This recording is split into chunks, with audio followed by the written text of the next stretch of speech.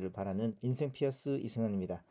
이번 주에는 행동경제학 관련된 서적 7장 정리 그리고 피어스 원 포트폴리오 성과 같이 살펴보도록 할 건데요. 이 책에서는 행동경제학 교과서 이 책에서는 한 장이 끝날 때마다 이렇게 정리해주는 내용들이 나와요. 그 내용을 좀 살펴볼 겁니다. 보다 보면은 90년대 후반에 나온 책이다 보니까 이게 번역이 90년대 후반이고 처음에 써진 게 90년대 97년, 6년 요즘부터 써졌기 때문에 거진 뭐 20년 가량 된 책이잖아요. 약간은 올드한 것들이 좀 있죠. 좀 철진한 것 같은 내용들도 있고 예시도 그런 게 있지만 그래도 어떤 금융이나 돈에 대해서 우리의 심리가 작동되는 것들은 크게 변하지 않습니다. 그래서 한번 살펴보는 것들이 의미가 있을 것이다 싶어요. 자, 그래서 7장 내용 정리해서 써준 내용들이 이런 게 나옵니다. 부자가 되려면 어떻게 생각하고 무엇을 해야 할까? 뭐 이런 증상이 있으면 절대 부자가 되지 못한다. 첫째, 빈번히 투자 결정을 내린다. 뭐 산다, 판다를 굉장히 자주 하는 거 말하는 거겠죠. 인기주 또는 소문난 투자처에 투자한다. 이게 이제 남들 다 하는 거 나도 한다. 이래 가지고는 부자가 안 된다는 얘기고요. 반대로 인기가 떨어진 주식은 매도한다. 예. 해당 주식에 대한 자신의 분석 뭐 그런 결정과는 상관이 없다. 이런 경우에 돈 벌기 어려운 거 너무 당연하죠. 이게 이제 글로만 볼 때는 너무 당연한데 어느 순간에 투자를 하다 보면은 그렇게 하고 있는 나를 발견할 수가 있어요. 이게 또 다 그 경험이 필요한 거죠. 네. 그리고 주식이 오를 때 사죠. 내려갈 때 팝니다. 반대로 해야 버는 거잖아요. 그죠? 떨어졌을 때 사고 올라갈 때 팔아야 되는데 우리는 많은 경우 오를 때 따라서 사고 싶은 충동을 이겨내기가 엄청 어려워요. 그리고 분명히 확실한 주식인데 내려갈 때 사는 것이 또 쉽지가 않습니다. 물론 요즘 같은 경우에는 하락 주식들을 굉장히 많이 사시는 분들이 계시는데 또 미국 그 QQQ의 3배인 TQQQ 같은 것도 매수를 많이 하셨다고 하는데 이게 그 올라갈 땐 3배로 올라가지만 떨어질 때 3배로 떨어져요. 그래서 그 30%만 떨어져도 거의 복구 불능 상태까지 가는 10% 정도밖에 안 되는 수준으로 떨어지는 경우를 많이 겪게 됩니다. 그 다음에 투자 멘탈이 완전히 흔들려 버리기 때문에 하여튼 그 투자를 하게 되면 이런 조언들이 실제는 전혀 또 다르게 새롭게 다가오는 경우가 많이 있다는 거. 네, 다음요. 돈을 쓰는 방법이나 투자처를 결정할 때는 친구나 동료와 재무 컨설턴트 등의 의견에 따른다. 나쁜 뜻은 아닌데 따르는 게 아니라 같이 커뮤니케이션 해야죠. 왜 좋으냐, 왜 나쁘냐, 내 생각은 어떻다 이렇게 얘기가 돼야 되는데 남 시키는 대로 그냥 한다는 것이 이 내용에서 짚어주고 싶어하는 포인트입니다. 그다음 무엇을 살지, 어느 레스토랑에 갈지, 어디로 갈지, 뭐 뭔가를 할 때 인기 있는 곳인 것을 우선 고려한다. 이게 이제 인기 있는 곳이냐라는 것은 남들 하는 건 다 해야 된다는 거예요. 사실 개인적으로는 굉장히 안 좋아합니다. 남들 하는 거 다 하는 거. 남들 많이 가는데 따라가는 거. 저는 싫어하는데 분명히 싫어한다고 말을 하면서도 어느 순간에는 남들 다 하는 걸 나도 하고 있는 걸 발견하게 돼요. 나는 특별한 사람이고 싶은데 중대한 결정에서는 그 특별함은 저기 고이 접어서 버려버리고 나도 평범한 남들 다 하는 그거 하고 싶어하는 경우가 많죠.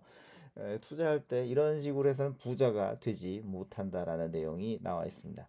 요거는 이제 빨라가 아니라 빨리인데요. 이 책의 내용이 조금 정리가 제가 캐치가 잘 안 됐어요. 그래서 뭐 그냥 한 줄만 뽑아내자면 잘 되는 주식 따라가는 것 그건 좋은 방법이 아니고 미리 그 다음 주식이 떨어졌을 경우에 그게 이제 오를 만한 놈을 미리 선점하라 그런 내용으로 이해하면 될 것 같고요. 다음으로 뜨거운 인기주는 피하라. 그동안 잘 된 펀드, 그동안 잘 나간 주식 잘 된다는 보장이 없죠. 이런 것들이 밈 주식, 밈 펀드, 뭐 밈 코인 이렇습니다. 근데 그런 것들보다 S&P 500 인덱스에 투자하는 게 낫습니다. 우리가 올라가는 걸 위해서 투자를 했지 떨어지는 걸 대비한다는 마음으로 투자하는 경우가 거의 없어요. 그렇죠? 나는 돈 벌 줄 알고 투자하지 내가 돈을 잃을 거라고 생각하고 투자를 안 한단 말이에요. 그런 경우에 밈 주식이나 밈 펀드는 올라가는 것도 좋지만 떨어지는 것도 무지막지하게 떨어지거든요. 그러면 어떤 생각이 드냐? 나 투자는 돈 벌려고 했는데 이게 뭐야? 라는 마음에 내 마음이 흔들립니다. 근데 S&P 500 인덱스는 그것보다 덜 올라가지만 떨어지는 게 덜 떨어지는 거죠. 그러다 보면 내가 마음이 흔들림이 없어요. 그래서 꾸준히 이어가는 투자로 장기 투자를 완성하는데 큰 도움이 되는 거죠. 그래서 인기주, 뜨거운 거, 눈 좀 피하라 라는 내용이 있습니다. 좀 철학적 내용이 나오네요. 투자 대상과는 데이트를 하지 말고 결혼을 해라. 네. 이 데이트는 마음에 드는 이성과 뭐 한두 번씩 이렇게 하는데 바꿔가죠. 소개팅도 하고 뭐 요즘은 또 뭐 어떻게 뭐 하시는지 모르겠습니다. 어플을 통해서도 하시죠. 뭐 어쨌든 그렇게 하면서 자꾸 상대가 바뀌어요. 그리고 또 그러면서 동시에도 데이트를 몰래 몰래 하기도 하고 뭐 이러다 보면은 안정이 안 되죠. 좋은 종목을 그런 식으로 잠깐 보유했다가 또 손절했다가 또 뭐 손해보고 팔고 익절하고 이런 거 하다 보면은 내가 투자로 돈을 버는 것 같고 투자를 열심히 하는 것 같은데 실제 돈은 안 남는 거죠. 그리고 연애 열심히 해보아도 결혼한 것만큼 생활이 안정되진 않는 거잖아요. 이 결혼이라는 게 마음에 들던 아니 들던 함께 살아야만 하는 사람과는 꼭 사는 게 결혼이니까 내가 선택한 종목과는 꾸준히 같이 가는 그런 투자가 필요해요. 그럴 경우에는 잠깐 또 딴 생각으로 좀 빠져보자면 우리가 한 외모만 보고서 제가 외모를 중요하게 생각합니다만 저한테 하는 얘기라고 생각하고 들어주세요. 외모만 보고 결혼했는데 그 외엔 다 안 좋다 이럴 수 있잖아요. 배우자가 외모는 굉장히 근사한데 뭐 가정에 굉장히 비헌신적이라든가 음식도 하거나 또 배우자의 그 청소 또는 육아 이런 것들 도와주지 않고 예쁜 거 또는 멋있는 거 그것만 딱 끝인 거예요. 이러면은 마음에 안 들죠. 개별 종목 투자도 그러하지 않을까 싶어요. 차라리 500가지의 재주가 있는 사람과 사는 건 굉장히 좋을 것 같아요. 지루할 새가 없죠. 오늘은 이런 장점, 내일은 저런 장점, 매일매일 바뀌어도 500일 동안 계속 새로운 모습을 볼 수 있잖아요. 그래서 S&P 500 인덱스가 좋다. 이 소리 하려고 지금 말을 꺼낸 겁니다. 개별 종목도 좋은데 인덱스 좋다. 이런 말씀 드려봅니다. 자, 그 다음에 잡으면 듣지 마라. 당장 돈이 필요한 것이 아니라면 그냥 인덱스 펀드에 돈 넣어두시고 뉴스 잊어버려라. 이거예요. 급한 돈 있으면 빼놓고 나머지 안 급한 돈만큼만 인덱스에 넣어두면 되겠죠. 버핏이 했던 말들에 이런 게 있습니다. 주식을 산 후 1년이나 2년 동안은 시장이 침체되더라도 신경을 쓰지 않는다. 그냥 잊어버리라는 거죠. 오타. 죄송합니다. 주식을 100% 보유하고 있는 시즈나 HH 브라운 같은 가격을 매일 확인할 필요는 없다. 하물며 코카콜라의 7% 지분에 대해서는 언급할 필요조차 없다. 시즈나 HH 브라운 같은 경우는 버핏이 투자하고 있는 종목이라고 하죠. 코카콜라 역시 그러하고요. 그냥 안정적이고 좋은 회사 주식은 사놓으면 그냥 잊어라. 자꾸 들여다보지 말아라. 그래서 장기 투자자의 입장은 오늘과 내일의 가격 변동이 전혀 의미가 없죠. 우리는 주식을 사는 순간부터 HTS를 열었다 닫았다를 하지만 그거 전혀 의미 없는 건데 그거 할수록 이익이 아니라 손실로 가는 경우가 많거든요. 그래서 해당 분야에서 어느 정도 위상을 갖게 될지에 대한 가치를 예상했으면 그 가치를 예상하고 투자한 걸로 끝. 그 가치가 뭐 몇 달 만에 나타나면 그게 진짜 가치겠습니까? 한 10년 정도 예상하고 또는 5년 정도 예상하고 가주어야 그 가치가 발현되겠죠. 그러니까 길게 보고 시작했으면 단기적으로 흔들리지 않기를 다짐하고 잡음을 듣지 않는 게 필요합니다. 그 다음에 이제 컨트러리한 투자자가 되라, 역투자자가 되라. 남들이 팔아대고 있는 주식을 살펴볼 필요가 있다는 거예요. 책에서는 뭐 적정퍼 이런 것들을 얘기했는데 적정퍼보다 낮은 주식인데 사실 이건 좀 뭐 물론 이 책에서는 그런 투자 기법을 가르쳐 주는 게 아니라 투자 심리를 가르쳐 주는 거니까 이런 간단하게 언급하고 갔지만 뭐 PER, PBR, PSR 그리고 뭐 PDR도 생겼었죠. 드림이 들어간. 근데 이런 것들이 상대적으로 낮은 종목들은 좀 살펴볼 필요가 있는데 이걸 살펴본다는 거는 공부를 하자는 얘기죠. 공부를 제대로 하여야 하는데 공부를 제대로 하면 투자해서 돈 벌 수 있다 이런 내용입니다.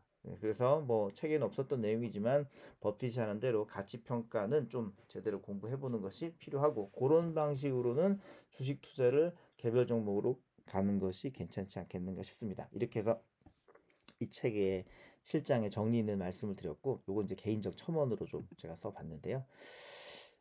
부자는 안전한 투자를 하라고 하죠. 그럼 내 마인드가 난 안전한 투자할 거야. 그럼 부자 될 수 있는 거예요.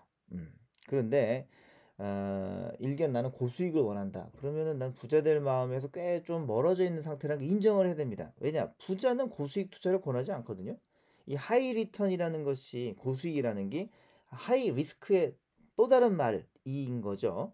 또 다른 말인 거예요. 그게 그거죠. 많이 번다는 건 많이 까먹는다를 하나로 뭉쳐놓은 거기 때문에 그래서 내가 어떤 걸 추구하고 있느냐 내가 부자 마인드가 돼야 부자가 된다라고 했을 때 고수익을 추구하고 있으면 부자 마인드가 아닐 수 있어요.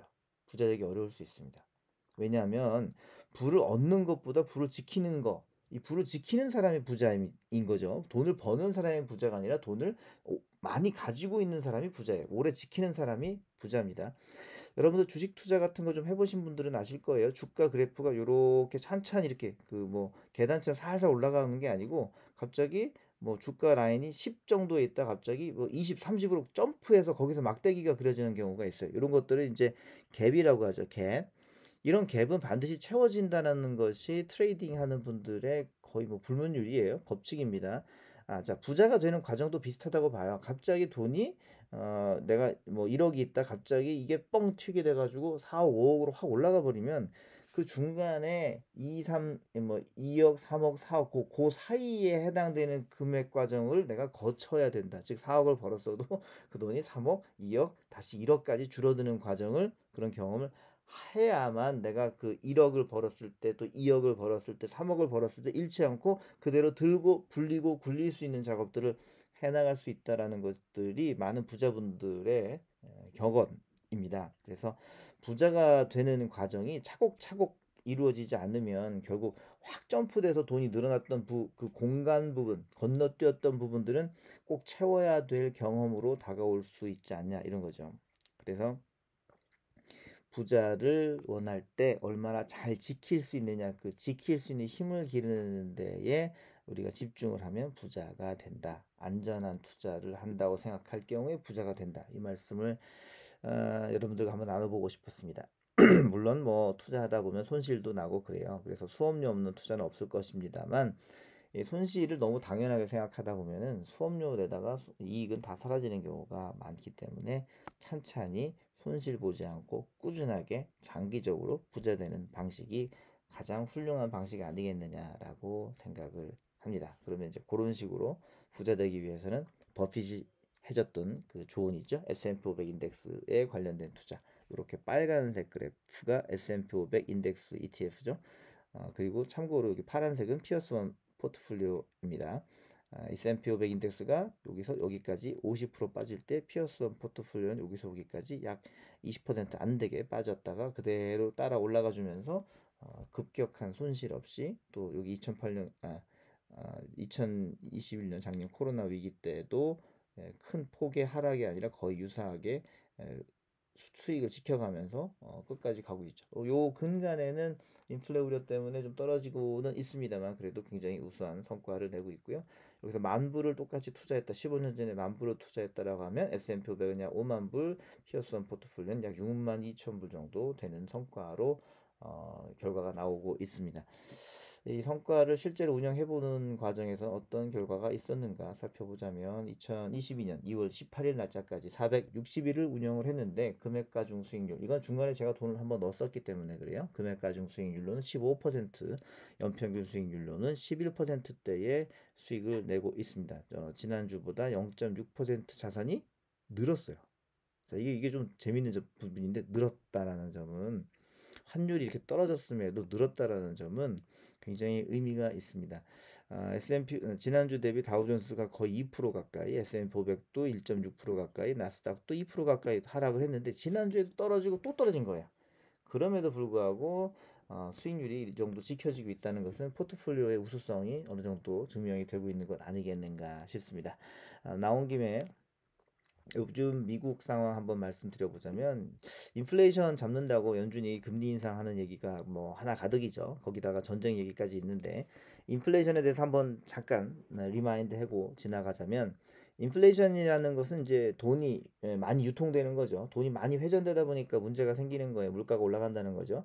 근데 이 돈은 중앙은행에서 찍어낸 것을 시중은행으로 주고 시중은행은 그게 100만 원이 들어가면 대출을 한 900만 원 뭐 800만 원 이렇게 돌릴 수 있는 그 자본금이 되어 줍니다. 그래서 중앙은행에서 돈을 좀 내줬을 경우에 시장에서는 이렇게 돈이 많이 돌게 되죠. 이런 자금들이 부동산이나 주식 거래 등의 이런 거래를 왜냐면 돈이 많으니까 살 수 있잖아요. 뭐 마진 거래도 하고 부동산 담보대출로 집도 사고 하게 되기 때문에 돈이 많이 회전이 되죠. 결국 자산 가격의 인상을 주도하게 돼요. 이게 이제 인플레이션의 기본 원리이기도 한데 이 물가가 과하게 오르면 이 은행에서 돈을 대출해서 돌리는 요 부분을 건드려야 되거든요. 그래서 기본적으로 연준에서부터 미국 연방준비제도 이사회에서부터 기준금리를 올려주면 중앙은행에서도 금리를 같이 따라 올려야 돼요. 그러니까 이자율이 올라가면 돈의 회전량이 줄어들게 되겠죠. 그래서 인플레이션이 이제 좀 가라앉는 이런 일이 생기는 거죠. 지금 이제 이게 필요한 거예요. 그러면 주가는 왜 떨어지고 있느냐?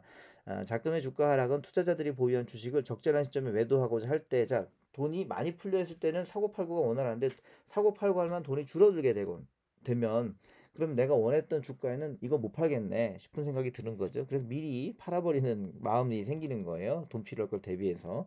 그래서 주식 가격이 지금 쭉 떨어지고 있는 거죠. 그래서 그런 것과 또 이렇게 돈이 안 돌면 과연 기업들이 일을 잘 할까? 또 소비자들이 돈을 잘 쓸 수 있을까? 이런 이제 불안감들 때문에 주가 하락이 계속 이어지고 있는데 더군다나 지난주 18일에는 우리 바이든 대통령께서 러시아와 우크라이나의 전쟁 위험을 다시 한번 언급하면서 주가가 또 마당탕 한 번 더 떨어지게 되었었죠. 그런데 제 생각은 그렇습니다. 이번 인플레는 공급발 또는 뭐 소비발 뭐 이런 두 개의 이슈가 존재하고 있지만 사실 이 공급발의 문제보다는 소비발, 그러니까 너무 많이 사주는 것 때문에 인플레가 더 촉진되고 있었던 건 아니냐. 즉 소비자들이 돈 쓸 준비가 아직도 계속 이어지고 있기 때문에 기업들은 물건 파는데 문제가 없는 것이다. 그래서 기업의 성과를 놓고 보는 주가, 인덱스 이런 것들에 대해서는 지금은 뭐 많이 떨어질 것이다라는 것은 큰 걱정이다라는 것이 데이터를 근거한 내용이다라고 봅니다. 방금 전에도 우리가 살펴봤지만 뉴스에 너무 흔들리지 않으셔도 된다는 것. 그래서 미국 기업들은 매출 상승 가능성이 소비발 인플레이션이 계속 존재하고 있음을 기억하면서 꽤 괜찮다. 기업이 그래도 잘 나갈 것이다. 그리고 미국 기업은 코로나 시절에도 엄청나게 주가가 상승했었고요. 그 과정에 많은 혁신이라든가 좋은 퍼포먼스들도 내왔습니다. 그래서 미국 증시 잠깐 조정이 있겠지만은 앞으로도 계속 상승이 가능할 것이다 라고 생각돼요. 그래서 지금처럼 가격이 떨어지는 상황에서는 피어스원 포트폴리오도 당연히 좋고 S&P 500도 괜찮습니다. 여러분들께서 꾸준하게 장기로 투자할 수 있는 인덱스 ETF 하나 찾아서 쭉 들어가시기에 아주 좋은 찬스라고 생각하니까 걱정 않고 쭉 투자에 참여하시면 좋을 것 같습니다. 이렇게 해서 이번 주도 여러분들과 함께 뭐 짧지만 또 약간 좀 빠르고 정신이 없었을 수 있지만 즐겁고 재미있는 경제 이야기, 투자 성과 이야기가 되었으면 하는 마음으로 좋은 영상이 되었기를 바랍니다. 다음 주에도 또 뵙겠습니다. 안녕히 계세요.